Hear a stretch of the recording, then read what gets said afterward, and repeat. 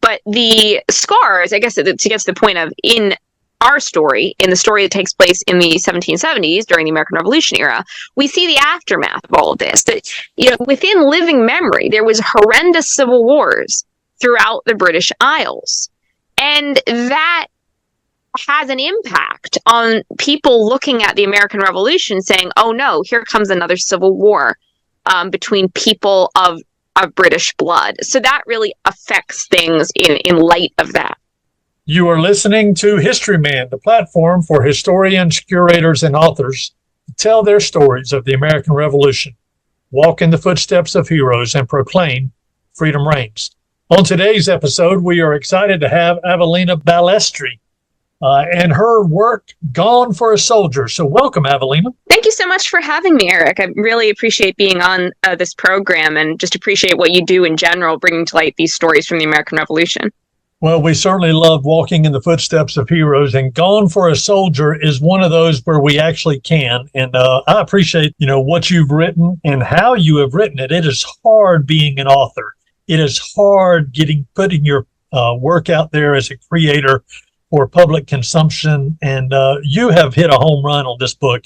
And I hope our listeners are able to take away from this episode just how good this book is, and we'll go out and find it. Tell us a little bit about yourself and where we can find your book. So my background is basically I've been writing as a freelancer, writing and editing since I was in my teen years. So it's been, a lot of different things either to do with history or religion or social studies or popular culture and how they kind of overlay in terms of my writings thus far. I've written for around over 30 different magazines, either print or online, on these subjects. And I also run my own magazine, Fellowship and Fairy Dust, which it has the purpose really of inspiring faith and creativity and exploring the arts through a spiritual lens.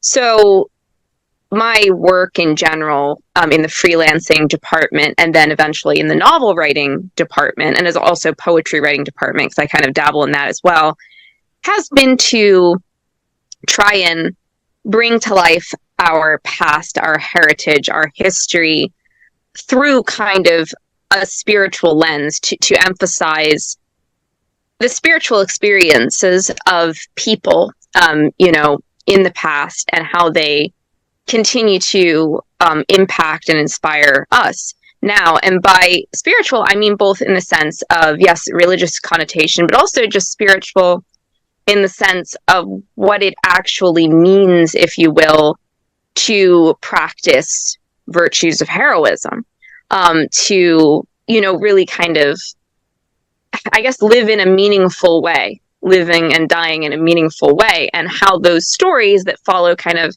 the hero's journey, if you will, in different spheres, affect us. And so that has been an interest of mine. So in terms of where you can find my writings in general, because I already have a novel that was published in 2022, which was a Robin Hood retelling novel, Saplings of Sherwood, and I have a poetry collection also published, Pendragon's Shield, and I participated in a number of other anthologies. You can find all of those things, and Gone for a Soldier, which is currently available for digital pre-order on Amazon. If you just type in my name and Amazon, you'll find all of that there.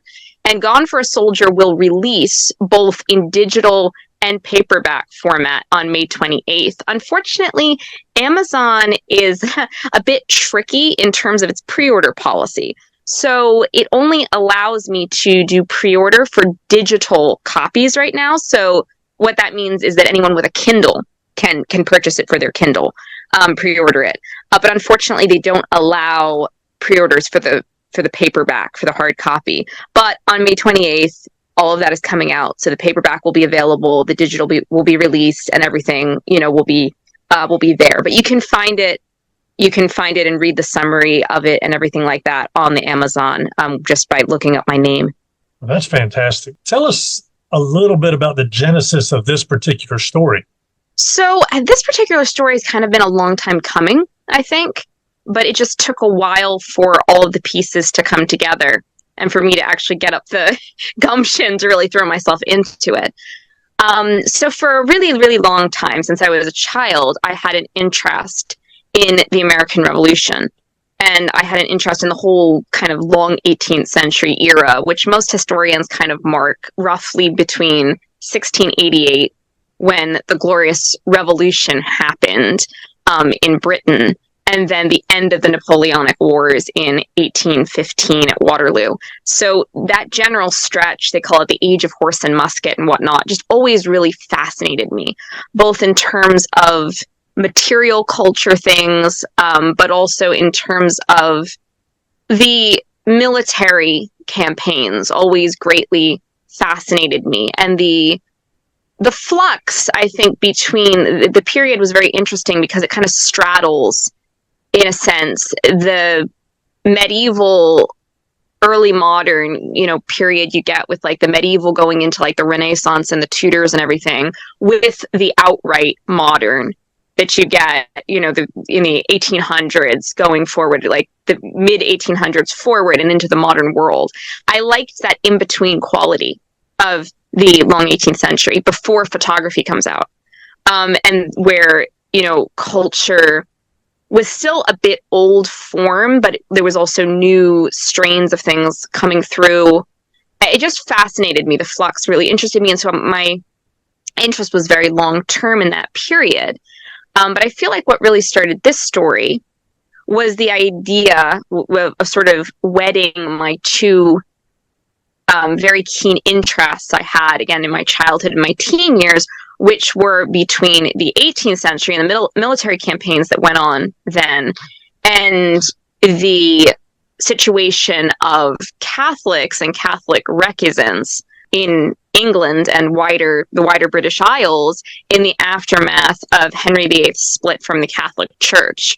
So what this story essentially does in part is it tells the story of Edmund Southworth, who is a young man from the north of England, who basically represents, in many respects, the Catholic recusant experience in the 18th century, which is underrepresented.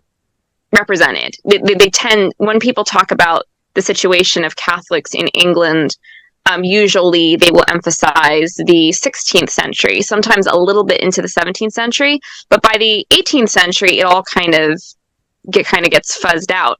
And so I was thinking of doing that because I thought that would be very interesting, and also to take that and then connect it to the American Revolution, and in this case, one of my sort of favorite campaigns to study, which was the Saratoga campaign. So how would you classify the book then? Fiction, nonfiction, historical narrative, biography? How would you put this? What category do you put on this? So I would categorize it as historical fiction, in the sense that we are dealing with we're dealing with a variety of different characters. So the main character is fictional, but then we have characters who are real historical characters, but obviously they are going to be in a fictionalized context to different respects.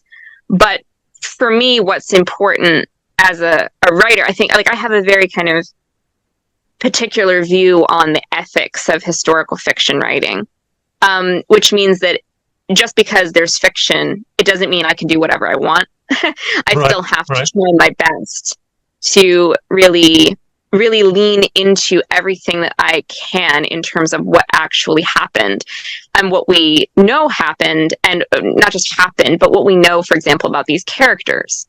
It's very, very important for me to get these characters as close to what I think rings true to them and their personalities and their temperaments as I can. And then where we obviously put in fictional scenarios and dialogue, it's very important for me that it rings true as close as one can get. Obviously, there always is going to be an element that we just don't know with certain things, but it's very important for me to represent these people in as close as I feasibly can to what I've learned about them from real documents and letters and memoirs and contemporary accounts and things like that. So it is historical fiction, but I emphasize, I think perhaps the history part is very important to me. Give us a kind of a background of where this took place, or where the story took place. Give us kind of a geography, so to speak, of the land that you're talking about. Are we talking about the true north here? Are we talking about the cold environs of England? Or are we talking about Nova Scotia that has warm weather 3 months out of the year? What are we talking about? Yeah, so the county that a lot of the story takes place in when we're in England, because again, the story jumps back and forth between the British Isles and North America. When we're in England, it mostly takes place in Lancashire, one of the northern counties, which had one of the highest populations of Catholics. And it worked really nicely for my intent, because not only did it have this high population of Catholic recusants, but General John Burgoyne, who becomes this very important character, actually had ancestry from there. And he represented the city of Preston in Lancashire in the Parliament. And he had a house there, he had lands there. He was connected to Lancashire, even though he was born and lived like part of the time in London. He still was a Lancashire man at the end of the day. So that really helped me to kind of set a sense of place, and to research, for example, the geographical elements of the county, which are quite diverse in terms of the appearances. It has some very beautiful sections. It's right next to Yorkshire. It's like the long running feud is between Lancashire and Yorkshire. They're right next to each other in the north of England, and they famously, their noble houses went head to head against each other during the War of the Roses, with the House of Lancaster being represented by a red rose and the House of York being represented by a white rose. And so they have that going on for them. So that's basically the situation in England. In North America, when we get there, the majority of the time is spent in the New York wilderness. Now, we do spend some time in Canada in the beginning, but most of the time, again, just like in England, we spend some time in London, but most of the time in America and North America is spent trekking through the density of the New York wilderness, which at this time, I mean, it's hard for us to kind of fathom how dense some of these areas were, and just how daunting and haunting, frankly, it would be for people who were not accustomed to that kind of an environment. It certainly could produce wonder and dread. So very densely forested areas. It's the wilderness. So that has an impact on definitely the way that the characters evolve in the story. I love the conversational style of this book. It just kind of works you right through the personalities. And speaking of personalities, Burgoyne was a colorful person, wasn't he? Was he not? Yes. He was very colorful. I bet he was fun to write. Yeah. His personality just really jumps out at you. Tell me a little bit about Edmund. Oh, sure. So basically, Edmund, again, like, he comes from this recusant background in the north of England. He basically knows John Burgoyne, Gentleman Johnny, as he's called, because his family, because they're recusant Catholics, they have to pay fines to the government, and they have to pay basically tithes to the Church of England and various fines for not attending the Church of England. And then just there's various other aspects in which they're just curtailed. They can't vote because of the Test Act that they can't take. Edmund can't pursue higher education in England, like in the prestigious universities of Oxford and Cambridge, etc. The family is not allowed to own weaponry, like, guns or swords. They're not allowed to go hunting or fencing, which was a big thing for a family like this. Oh, because I forget if I mentioned, but yeah, they're from an old noble family that's just fallen on hard times. So basically, they have the ancestry, and they still have the house. It's kind of dilapidated now and fallen into kind of ruin in various respects. But they just lost a lot of their money through these curtailments. They can't easily make money within the country. They have to try to invest outside of the country. They like Edmund is not allowed also to try to pursue various careers, because his like Protestant friends, for example, particularly Anglican friends, because they're part of the ascendancy in this universe, they are pursuing like careers, whether that's in politics, in the law, in the Church of England, and in this story, particularly the emphasis is on in the military. So they're pursuing, commissions as officers and so on and so forth.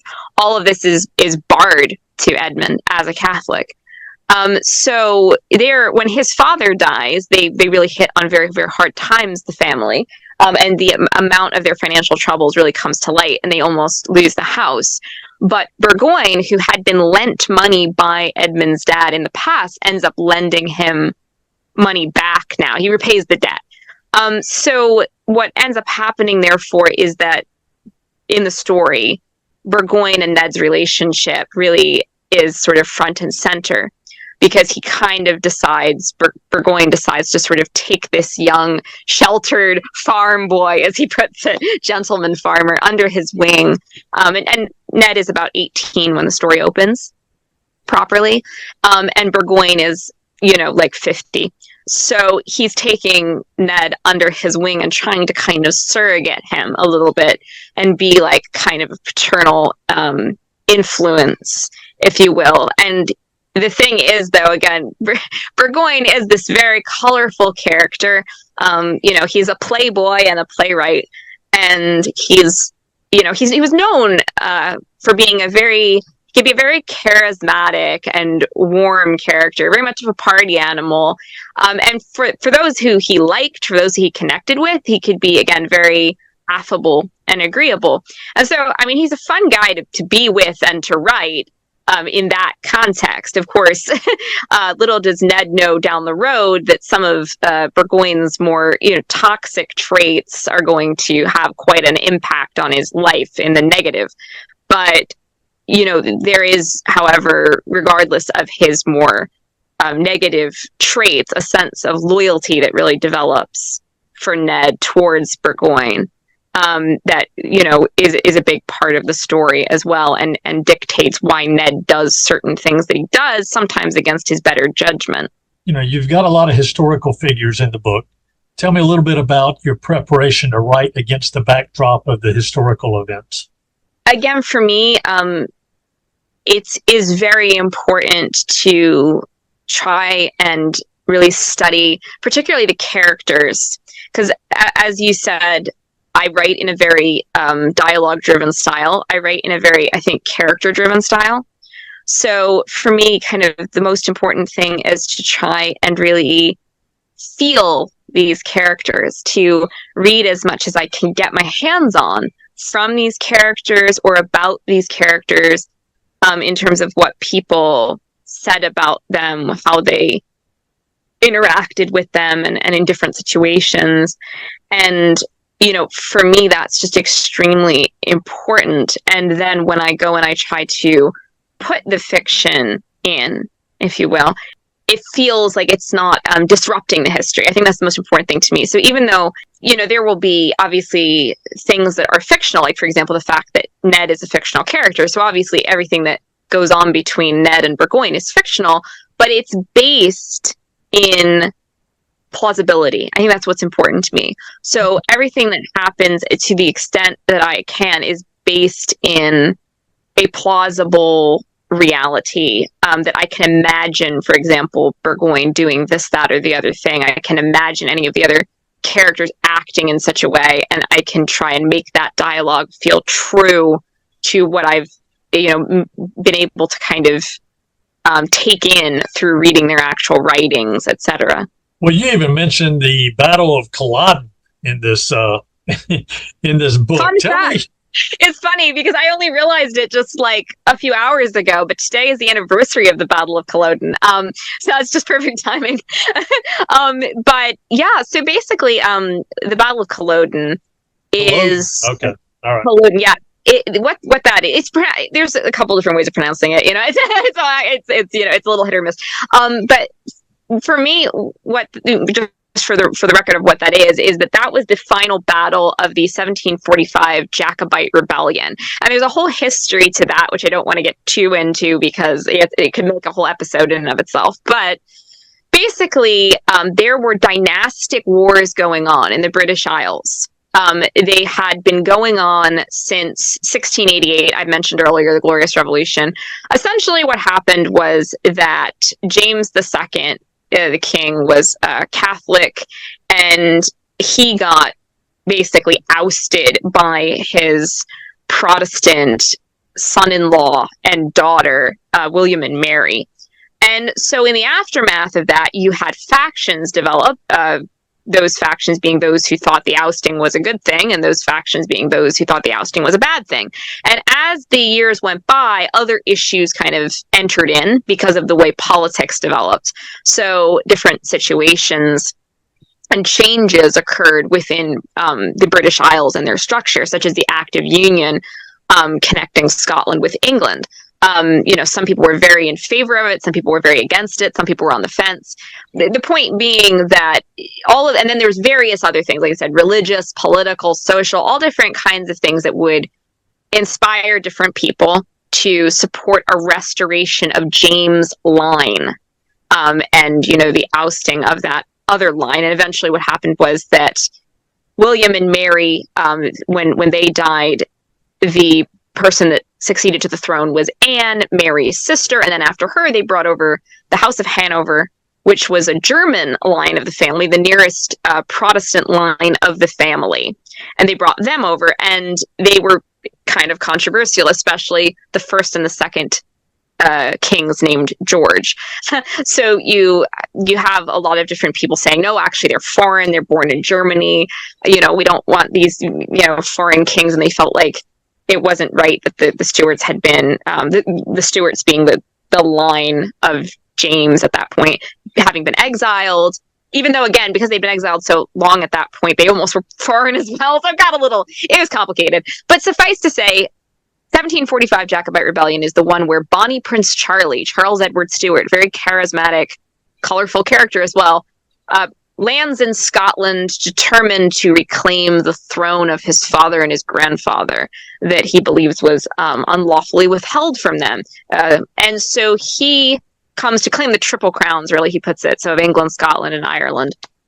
And so you get the 1745 rebellion, which in part becomes about the Highland clans. Now, this is a whole other element of social fabric and reason why people behave the way that they did in this war.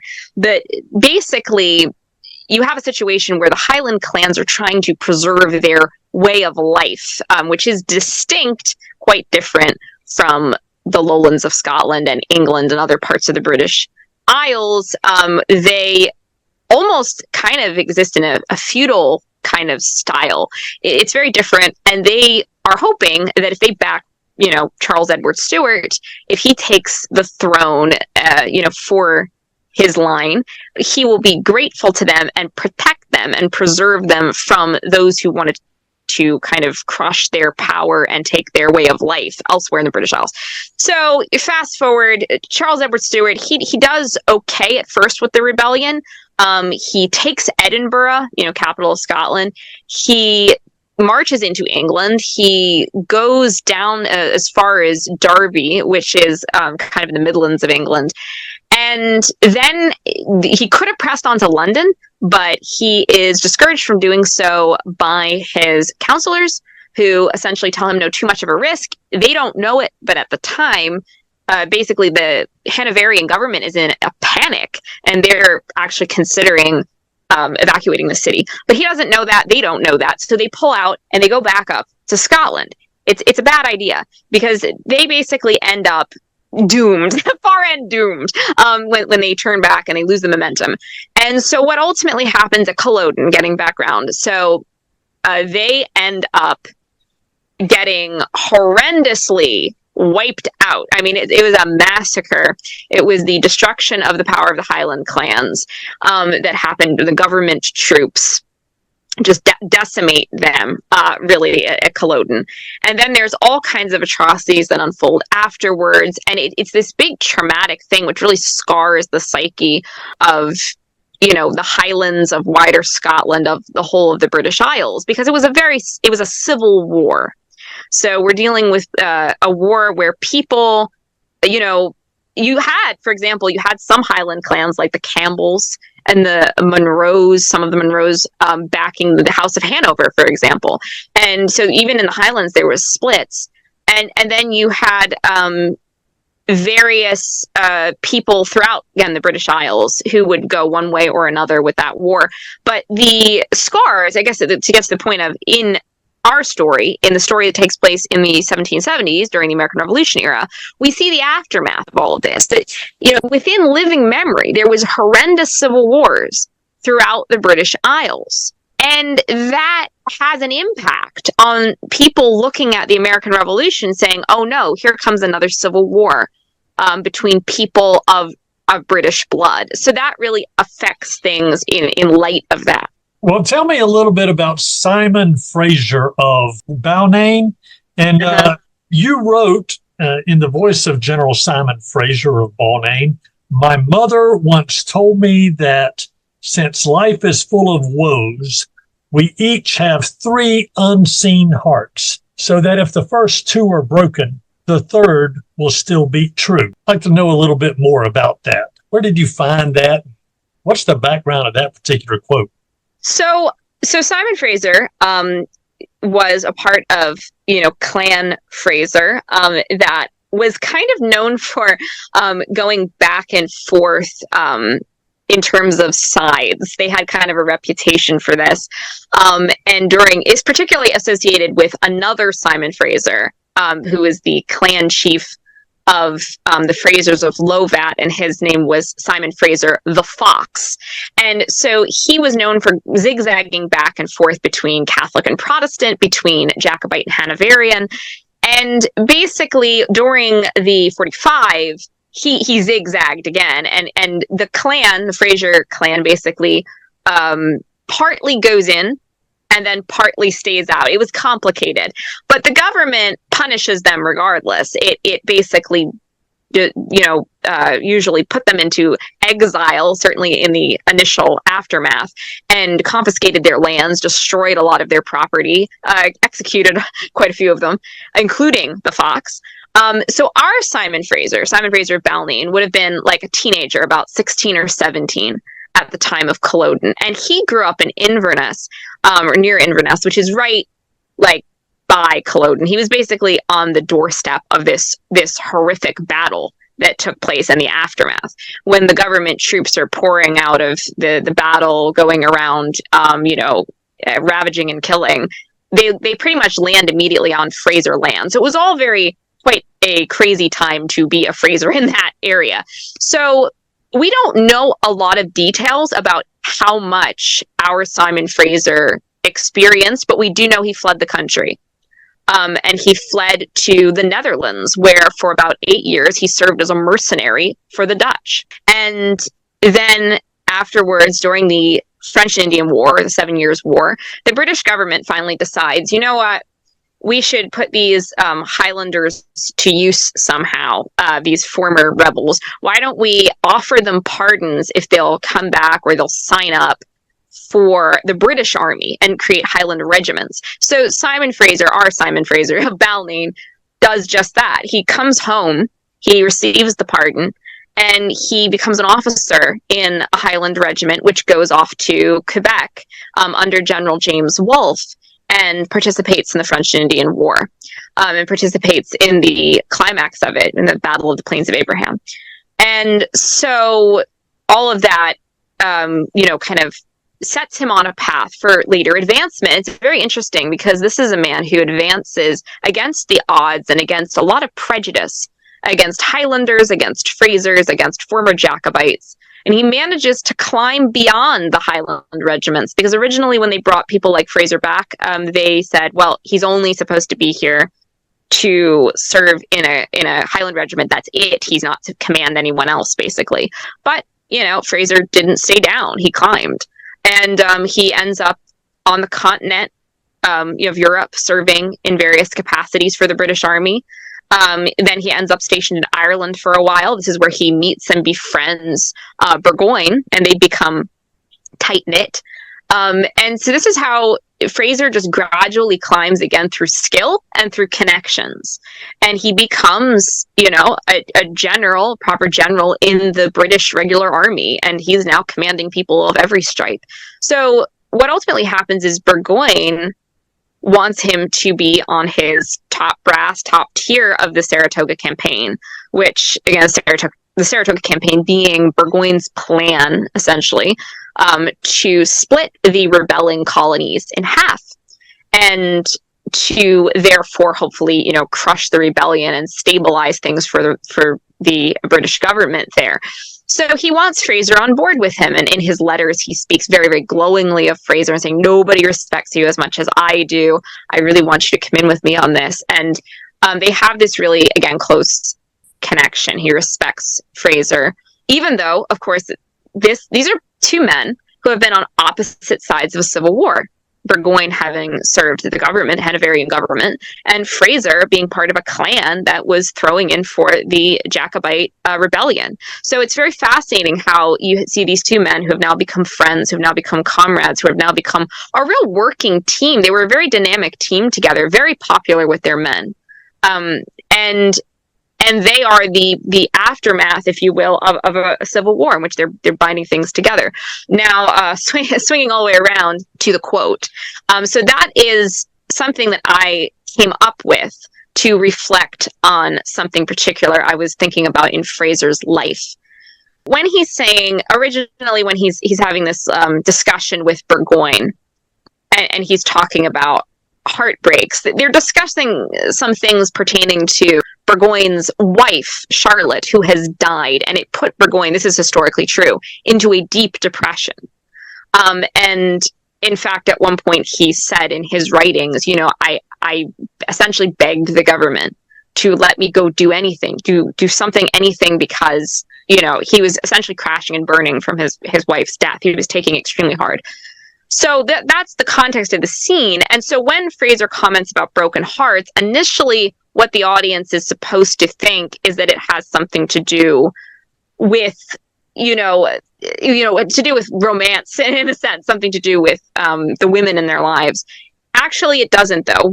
What ultimately is revealed later on, a little bit of a spoiler, but is that Fraser comes to the conclusion that what the three hearts that are going to be broken pertain to was his three commanders. So the first commander is Charles Edward Stuart himself, Bonnie Prince Charlie.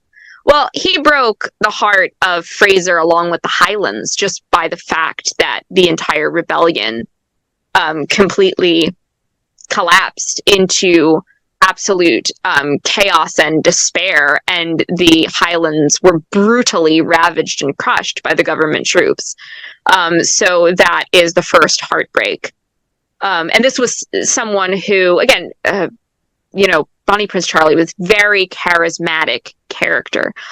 He inspired great devotion from people. So this collapse and this lost hopes and lost cause, it really broke the heart of the Highlands, you might say. So in terms of the second heart, it would be General James Wolfe, who initially started out as being very kind of negative about Highlanders. He was not, really in favor of them. He considered them to be kind of savage and barbarians. He justified a lot of the harsher measures against them. He even made a comment that they're no great mischief if they fall in terms of the British Army. He didn't initially think of them highly whatsoever, but then over time, as was actually fairly common with Wolfe, he could be pretty judgmental at first, but then working with people and realizing their skill and realizing their courage, he could change his views toward people and groups. And by the end of it, he's saying they have one of the most manly officer corps of all, and he was becoming very tight-knit with them. The Highlanders were absolutely devoted to him. They really appreciated his hands-on style of leadership. They said that the men would through fire and water to have served him. So the dynamic really changes. And I believe that through the campaigning with Wolfe, that culminates in the Battle of the Plains of Abraham, there was this real sense that they had now an ally, who would actually recognize their worth. And, this could be something positive and good for them to be moving on from the wounds of civil war and binding them up. But then Wolfe is killed at the Battle of Quebec at the height of his victory. So this is the second heart that is broken. And this was greatly remarked upon, not just about in terms of like the Highlanders' reactions, but everyone's reaction. When it came to Wolfe's death, there was kind of a phenomena of people just breaking down, crying. If they had served under Wolfe, or even back in Britain in general, the news hit everyone. It was kind of like this climax of elation that they'd finally won this long fought war by the taking of Quebec, but then the death of Wolfe, and it just hit everyone at once, and there was a great emotional response and outpouring upon the news. So Fraser's second heart is that his commander, brave Wolfe, was killed, and they lost a possible ally there as well in getting themselves up, as it were, in the aftermath of the 45. So then the third heart is Burgoyne. General John Burgoyne is Fraser's friend, is now his general. They're on this campaign together. They're very tight knit. The story that I'm telling focuses a lot on them. Their relationship is a big part of the novel, and obviously some of it is me imagining, because obviously we don't have a camera in to get all of their personal private conversations with each other, but I tried to imagine what some of those conversations could be like based on what I learned about both of them and their backgrounds and their characters.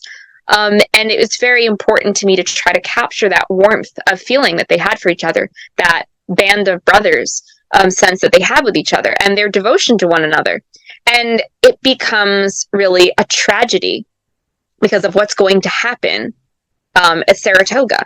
Essentially, I don't know how much I want to give away here, but we all know things go to hell in a handbasket for the British in general, but particularly some of Burgoyne's decisions are just terrible. They're motivated by what Fraser will eventually call fatal ambition.